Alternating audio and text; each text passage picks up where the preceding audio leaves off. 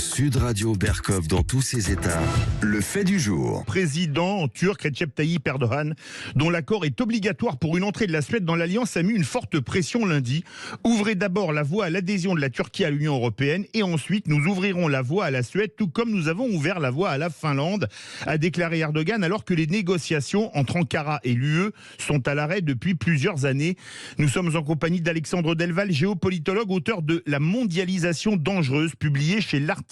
Bonjour Alexandre Delval. Bonjour. Pouvez-vous nous expliquer en quoi consistent les déclarations du président Erdogan concernant l'entrée de la Suède dans l'OTAN et la reprise des discussions sur l'adhésion de la Turquie à l'UE ?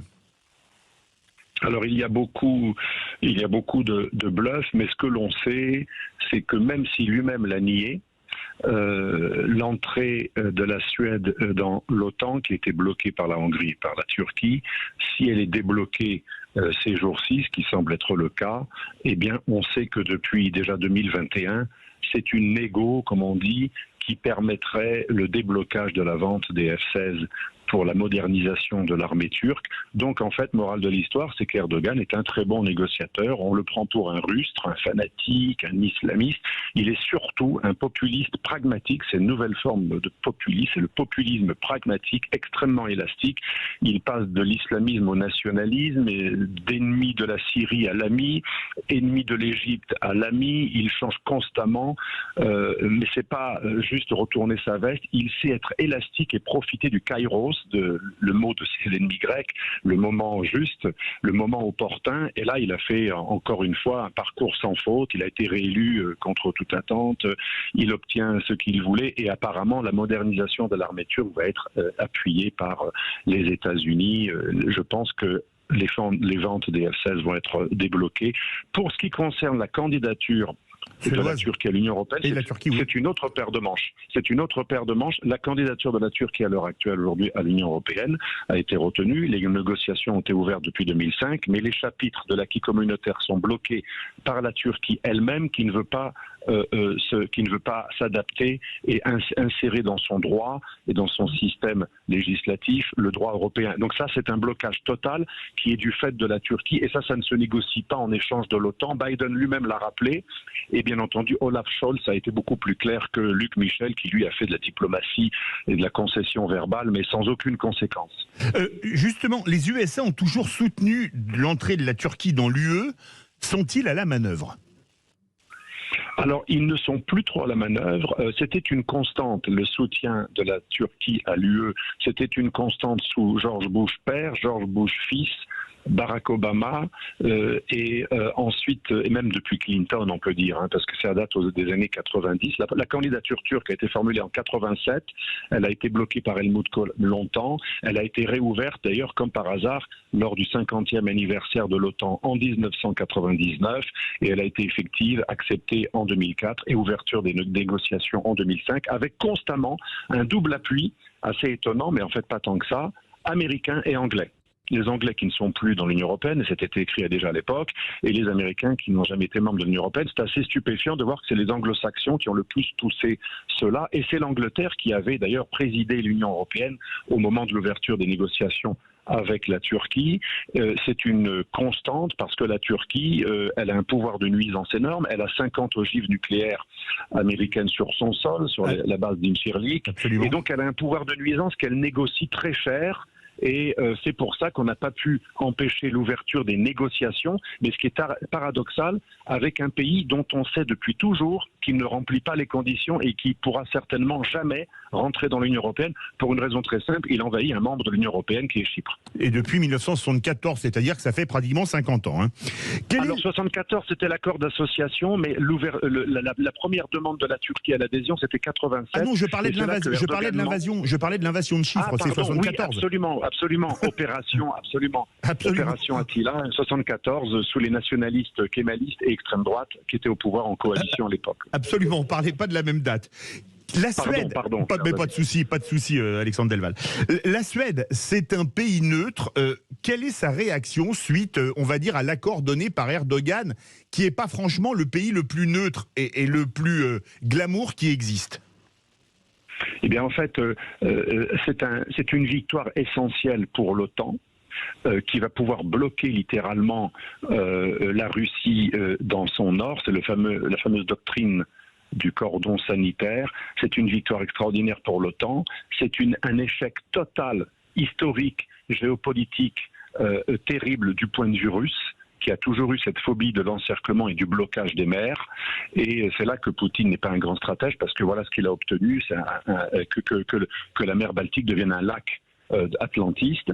Et pour la Suède, je ne sais pas à long terme si les Suédois vont regretter ou pas cette décision, mais il est certain que l'invasion de l'Ukraine par la Russie a complètement rendu caduque et voire même délégitimé psychologiquement et moralement et politiquement les pays qui avaient encore qui étaient attachés à leur neutralité. On le voit en Suisse aussi, où la neutralité commence à être remise en cause. On parle maintenant de neutralité active, qui est en fait une perte de neutralité.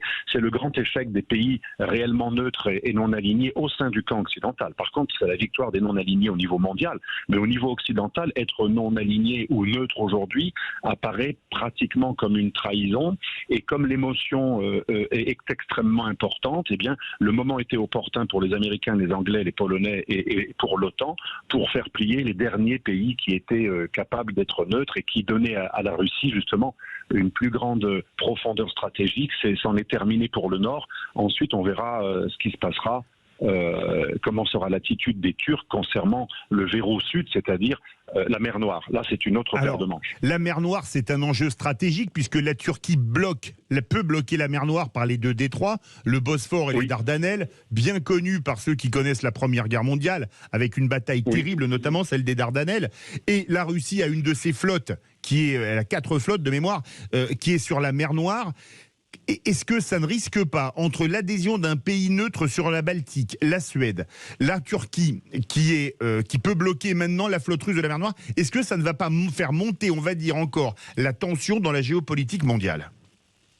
Moi, je pense que la déneutralisation de la Suède, l'adhésion de 2 pays du Nord à l'OTAN, la volonté dont un limitrophe de la Russie qui est la Finlande. Absolument. Absolument. Ensuite, la volonté occidentale, légitime de son point de vue, de bloquer les Russes en mer Noire qui en ont fait leur mer, et la volonté de M. Erdogan depuis des années de faire le fameux canal d'Istanbul, c'est-à-dire un tracé qui permet à la Turquie d'échapper aux accords de Montreux qui l'oblige à laisser passer un certain nombre de navires. Tout cela est très problématique.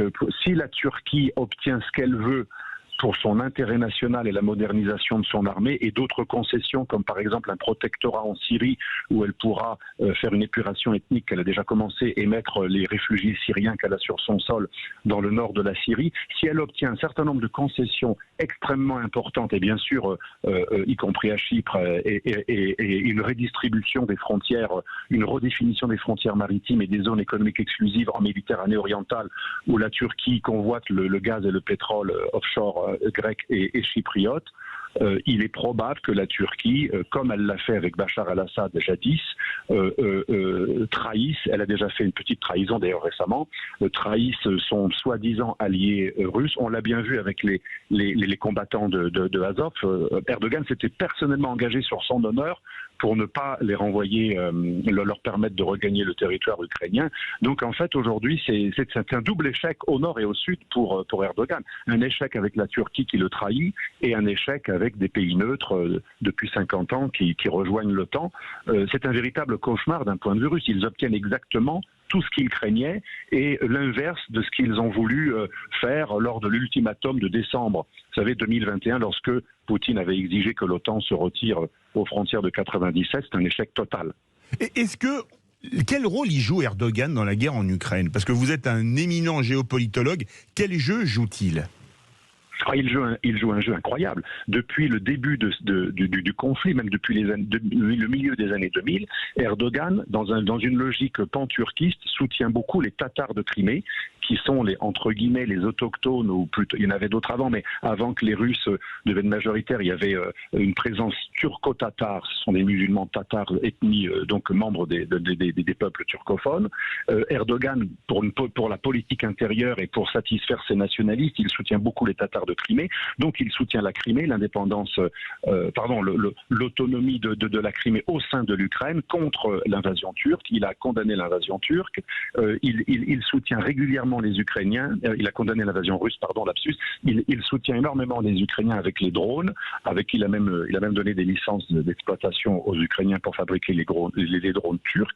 Et en même temps, il est le premier pays, ex aequo avec la Géorgie et la Géorgie et l'Arménie. Il est l'un des pays qui contourne le mieux et le plus les sanctions avec plein de sociétés offshore. Donc c'est vraiment un grand écart total. Un double jeu, en fait, qui n'est même pas un double jeu parce que c'est tout à fait assumé. J'ai rencontré récemment l'ambassadeur de Turquie qui dit « Nous, on peut très bien soutenir l'effort de guerre ukrainien et la légitimité de l'Ukraine à retrouver ses frontières, mais pour nous, on n'est pas obligé de punir un pays avec des lois extraterritoriales ou leur imitation européenne qui consiste à faire des sanctions qui d'ailleurs n'ont jamais fonctionné. Les sanctions ont toujours maintenu les dictateurs en place.